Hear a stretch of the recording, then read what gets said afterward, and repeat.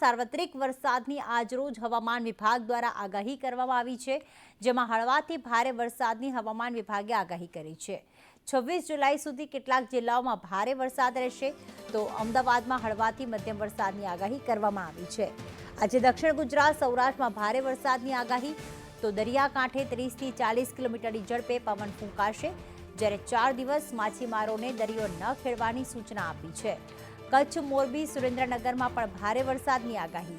બોટાદ, ભાવનગર, સાબરકાંઠામાં આજ રોજ ભારે વરસાદ રહેશે, તો અરવલ્લી, બનાસકાંઠા, પાટણમાં પણ ભારે વરસાદની આગાહી વ્યક્ત કરવામાં આવી છે। હવામાન વિભાગે જે આગાહી કરી છે તેમાં મહેસાણા, ગાંધીનગર, મહીસાગરમાં પણ ભારે વરસાદ રહેશે, સાથે પંચમહાલ, ખેડા અને આણંદમાં તો અતિ ભારે વરસાદની આગાહી વ્યક્ત કરવામાં આવી છે। તેવી જ રીતે દાહોદ, તાપી, નવસારીમાં પણ અતિ ભારે વરસાદની આગાહી વ્યક્ત કરવામાં આવી। વલસાડ, દાદરાનગર હવેલી, ડાંગમાં પણ અતિ ભારે વરસાદની આગાહી। સુરતમાં ઓરેન્જ એલર્ટ સાથે અતિ ભારે વરસાદની આગાહી કરવામાં આવી છે। રાજ્યમાં 7 દિવસ ગાજવીજ સાથે વરસાદની આગાહી રાજ્યના હવામાન વિભાગ તરફથી વ્યક્ત કરવામાં આવી છે। આ સાથે જ અમદાવાદ સહિતના કેટલાક વિસ્તારો એવા છે કે જે સામાન્યથી મધ્યમ તો છૂટો છવાયો વરસાદ પડી શકે છે।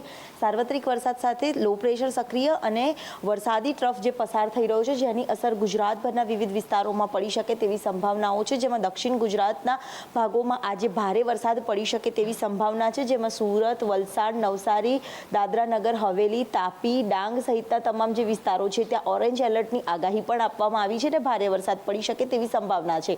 બીજી તરફ મધ્ય ગુજરાત અને ઉત્તર ગુજરાતના ભાગો, જેમાં બનાસકાંઠા, પાટણ, મહેસાણા, પંચમહાલ, દાહોદ સહિતના તમામ જે વિસ્તારો છે ત્યાં સામાન્યથી મધ્યમ વરસાદ સાથે યલો એલર્ટની આગાહી આપવામાં આવી છે। સૌરાષ્ટ્રના એવા કેટલાક ભાગો છે જેમાં જૂનાગઢ, પોરબંદર સહિતના તમામ જે વિસ્તારો છે ત્યાં સામાન્યથી મધ્યમ તો કેટલાક જિલ્લાઓમાં ભારે વરસાદ પડી શકે છે। સાથે સમગ્ર કચ્છ પંથકમાં ગાજવીજ સાથે વરસાદની આગાહી આપવામાં આવી છે। તો દરિયાઈ કાંઠાના વિસ્તારો હશે ત્યાં 30 થી 40 કિલોમીટરની પ્રતિ કલાકની ઝડપે ભારે પવન ફૂંકાઈ શકે તેવી પણ સંભાવનાઓ વ્યક્ત કરવામાં આવી છે।